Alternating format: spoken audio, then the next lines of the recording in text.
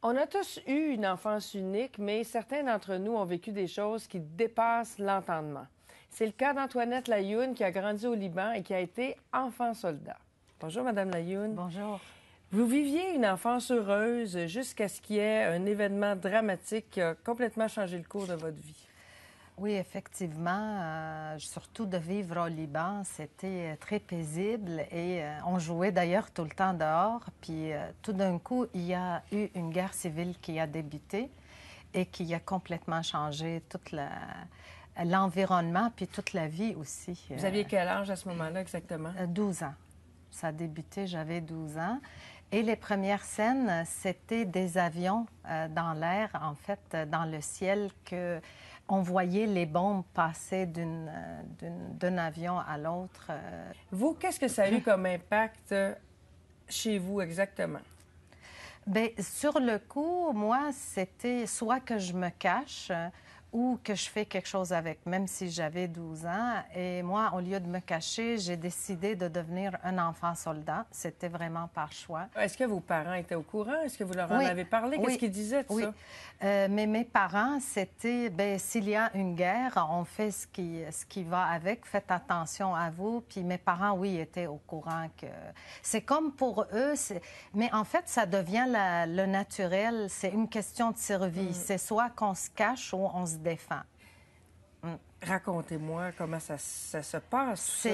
C'est sûr que c'est vraiment comme on voit dans les films. D'ailleurs, les films, c'est très proche de la réalité. Moi, j'ai fait des entraînements dans les montagnes. On faisait vraiment, je pense, la meilleure image, c'est ce qu'on voit dans les films. Je me promenais avec des fusils, soit une M16 ou un Kalachnikov. Des gros fusils, là. Oui, des gros fusils, des carabines vraiment automatiques que j'apprenais à défaire, à refaire, qu'on faisait avec des bouteilles de coke pour pratiquer. Et ça a duré combien de temps, votre statut d'enfant soldat? À peu près 1 an et demi, je dirais, jusqu'à le temps que mon frère s'est fait tirer, que j'ai vu d'ailleurs tomber devant mes yeux.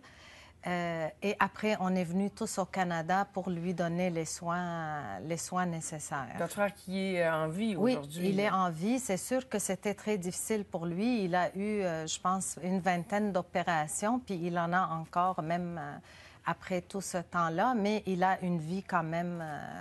il est vivant. Et ensuite, vous avez oublié par la suite. Ça n'a pas été marquant les années qui ont suivi. En arrivant ici, moi, j'avais de la misère à m'adapter parce que quand j'étais à l'école, les jeunes filles de mon âge, c'était complètement... C'est comme si j'étais une extraterrestre. Un univers complètement différent. Oui, oui. Vous avez quand même réussi à vous adapter. Oui. Vous avez eu un premier enfant. Et oui. c'est là que votre choc post-traumatique a rejailli. C'est incroyable. C'est vraiment l'être humain, comment on est fait. Qu'est-ce qui s'est passé exactement? C'est le jour que je l'ai amené à la maison. La nuit, ça débutait vraiment la première nuit. Je me réveillais la nuit avec des sueurs. J'avais l'impression que quelqu'un rentrait chez nous, qu'il va nous tuer, qu'ils ont pris mon fils. J'allais souvent dans sa chambre. Je voyais quasiment du monde. C'était une chance que j'étais dans le domaine pour savoir un peu qu'est-ce qui se passait que j'ai réalisé que je vivais là, à ce moment-là, les effets de choc post-traumatique qui a surgi 15-16 ans après. Ça vous a pris de court, ça? Oui, vraiment. Et au lieu de vous abattre, vous en avez fait quelque chose de lumineux. Effectivement, moi, à partir de ce moment-là, j'étais très impressionnée par toute la complexité de l'être humain, puis aussi l'impact, comment quelque chose qu'on peut vivre, qui était complètement pour moi pas présent, je pensais, et comment il peut surgir de cette façon-là. Alors, à partir de ce moment-là, j'ai débuté une démarche très, très en profondeur. Je l'avais débuté avant, mais là, ça a pris une dimension... Il y avait comme une urgence. Oui, effectivement. Je voulais comprendre qu'est-ce qui se passe dans le psychique, qu'est-ce qui se passe dans le cœur, qu'est-ce qui se passe dans le mental, pourquoi est-ce que l'être humain, il arrive... je voulais comprendre les guerres. Qu'est-ce qui se passe qu'on peut dire que l'autre est mon ami, il est mon voisin, il est mon amoureux même, et à un moment donné, par les différences, il y a quelque chose qui éclate. Parce que vous parlez aussi que cette guerre-là, cette terrible guerre-là, est à l'image des petites guerres qu'on a les uns envers les autres au quotidien.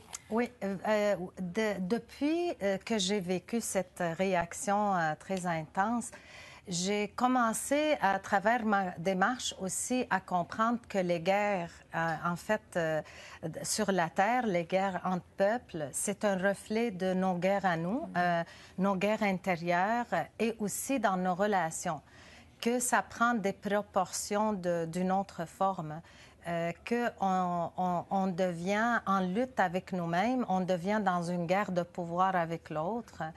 Et à partir de mon vécu, je voulais comprendre tout ça. Je voulais comprendre comment ça se fait que même dans nos relations les plus intimes, que ce soit avec nos enfants, que ce soit avec, dans les relations amoureuses, qu'est-ce qui se passe qu'au début, on a un rêve, tout est beau, tout est magnifique, puis il se passe quelque chose dans l'être humain. Qui se transforme. Ouais. La transformation, vous l'avez bien maîtrisée, vous l'avez bien saisie, de passer de la guerre à la paix. Justement, c'est comme tout le sens de la paix, parce que même quand j'ai commencé ma démarche, autant que j'étais en psychologie, que j'ai étudié en psychologie, que j'ai fait des démarches très profondes, même en psychothérapie, mais il y avait un autre aspect que je faisais en même temps, c'est le yoga. Le yoga, la méditation, que j'ai enseigné aussi, puis que j'enseigne encore. Et puis, je dirais que ce qui m'a marqué dans mon vécu de guerre, j'ai commencé à le transformer par ces enseignements-là. Autant au niveau de la psychologie que les enseignements du yoga, parce que ces enseignements profonds, ils nous indiquent que tout ce qu'on vit, on peut le transformer.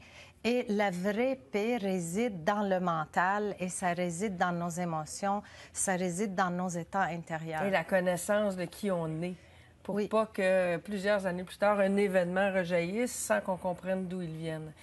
Vous avez consigné les clés de l'amour dans votre livre qui a pour titre « Les 10 clés de l'amour », l'amour humain et l'amour divin. Bien, merci, j'aime beaucoup ça. Comment vous amenez... C'est ce que j'ai vécu en le lisant.